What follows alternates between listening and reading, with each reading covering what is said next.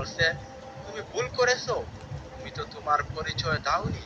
দ্বিতীয়ত তুমি তাকে সালামও দেওনি, এবং তুমি মানুষের বেশ সেজে সেখানে গিয়েছিলে, তাই হয়তো বা সে তোমাকে চিনতে পারেনি। আজরাইল আল্লাহকে বলছেন, হে রব্বুল আলামিন, আমি জীবনে অনেক নবী রাসূল বান্দার জান কবজ করেছি, কিন্তু এমন রাগান্বিত নবী আমি কখনোই দেখিনি। আল্লাহ আজরাইলকে বলছেন, আমার মূসা, পৃথিবীতে যত নবীর আগমন ঘটেছে তাদের মধ্যে সব থেকে রাগী একজন নবী, তবে সে যেহেতু একজন নবী তার কোনো গুনাহ নেই, তবে সে একটু রাগী এটা মানতে হবে। নিশ্চয়ই সে তোমাকে চিনতে পারেনি। ঠিক আছে, তোমার আর তার কাছে যাওয়ার দরকার নেই, আমি নবী মুসার সাথে কথা বলছি। আল্লাহ মুসা আলাইসাল্লামকে বলছেন, হে মুসা, তুমি কি আমাকে শুনতে পাচ্ছ?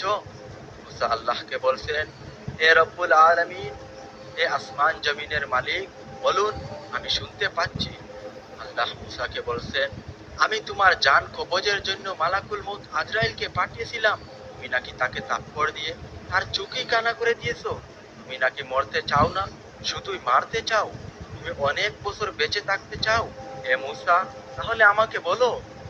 মুসা আলাইসাল্লাম আল্লাহকে বলছেন, আলহামদুলিল্লাহ, হে রব্বুল আলামিন, হে আমার পরওয়ারদিগার, আপনি আমাকে যতদিন আয়ু দিয়েছেন আমি ততদিনই বাঁচতে চাই। আমি আজরাইলকে চিনতে পারিনি, এবং সে মানুষের বেশি আমার কাছে এসেছিল।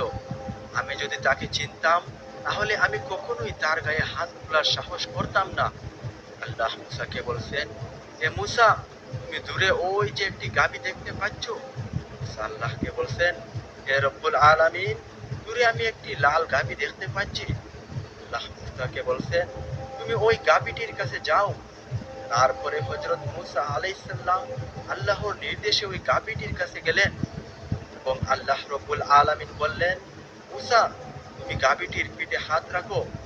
মুসা আলাইহিসসালাম সেই লাল গাভীটির পিঠে হাত রাখলেন। তারপর আল্লাহ রব্বুল আলামিন বললেন, তোমার মুষ্টির ভিতরে লাল গাভীটির নিচে যতগুলো পশম রয়েছে, এ নবী মুসা, আমি প্রত্যেকটি পশমের বিনিময়ে 1 বছর করে তোমার হায়াত বাড়িয়ে দিলাম। আজ থেকে মালাকুল মউত আজরাইল তোমার দ্বারে কাছেও যাবে না। যদিও আমি তোমাকে যে আয়ু নির্ধারণ করে দিয়েছিলাম সে সময় শেষ হয়ে গিয়েছিল।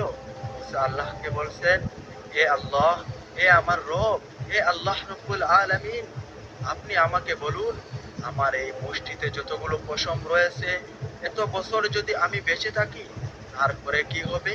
তারপরে কি মালাকুল মউত আমার কাছে আসবে? তারপরে কি আমার মরতে হবে? আল্লাহ মুসাকে বলছেন, ওই গাভীর নিচে যতগুলো পশম রয়েছে, হে মুসা, তুমি অত বছরই বাঁচবে, এবং অত বছর পরেই মালাকুল মউত আজরাইল আলাইহিসসালাম তোমার সামনে হাজির হবে।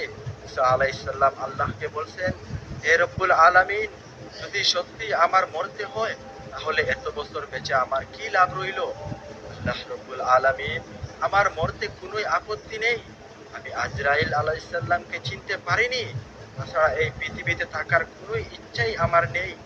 আমাদের সবাইকে এই পৃথিবী ছেড়ে যেতে হবে, এবং এই পৃথিবীতে আমি আপনার হুকুম বিধিনিষেধ মেনে চলতে, ইবাদত বন্দেগী করতে, এবং বান্দাদের সঠিক পথে নিয়ে যাওয়ার জন্য নির্দেশনা প্রদান করতে এসেছিলাম। আমি এই পৃথিবীতে বেঁচে থাকার জন্য আসিনি। হে রব্বুল আলামিন।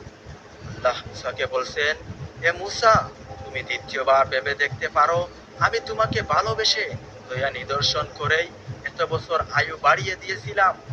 মুসা আল্লাহকে বলছেন, হে রব্বুল আলামিন, আপনি আমাকে ক্ষমা করবেন। সত্যি যদি 2000 বছর বা আরো 5000 বছর আমি বেঁচে থাকি, তারপরেও যদি আমার মরতে হয়, আপনার সাক্ষাতে যেতে হয়, তাহলে এখনই আমার মৃত্যুবরণ করতে কোনোই আপত্তি নেই। আমি তো আজরাইল আলাইহিসসালামকে চিনতে পারিনি। আল্লাহ আজরাইলকে বলছেন, শুনে রাখো আজরাইল, আমার বান্দা নবী রাসূল যারা মুমিন তারা মরতে কখনোই ভয় পায় না। আজরাইল আল্লাহকে বলছেন, হে আমার প্রতিপালক, আমি অবশ্যই তার কাছে যাব জান কবজের জন্য। আল্লাহ আজরাইলকে বলছেন, তোমার এখন কোনোই ভয় নেই। মুসা আলাইহিসসালাম তোমাকে চিনতে না পেরে তোমার গায়ে হাত তুলেছিল, সে অনুমতি দিয়েছে তুমি যেন তার কাছে যাও এবং তার জান কবজ করো। এরপর মুসা আলাইহিসসালামের কাছে আল্লাহর নির্দেশে আজরাইল আলাইসাল্লাম মুসা নবীর ঘরে গেলেন। মুসাকে সালাম দিয়ে ঘরে প্রবেশ করলেন। মুসা আলাইসাল্লাম বললেন, ওয়ালাইকুম আসসালাম, হে মালাকুল মউত আজরাইল, আসুন, আপনাকে সদরে আমন্ত্রণ জানাচ্ছি।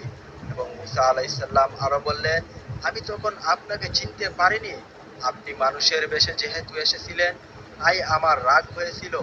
আমার আচরণের জন্য আমি ক্ষমা প্রদর্শন করছি। আমি রব্বুল আলামিনের কাছ থেকে সবকিছুই শুনেছি, আপনি আমার জান কবজ করতে পারেন। তারপর আজরাইল আলাইসাল্লাম বললেন, হে আল্লাহর নবী, আমারও ভুল হয়েছিল, আমি সালাম না দিয়েই আপনার ঘরে প্রবেশ করেছিলাম এবং মানুষের বেশ ধারণ করে এখানে এসেছিলাম, তাই আপনি আমাকে চিনতে পারেননি। তারপর আল্লাহর নির্দেশে মুসা তার মৃত্যুকে সদরে গ্রহণ করলেন।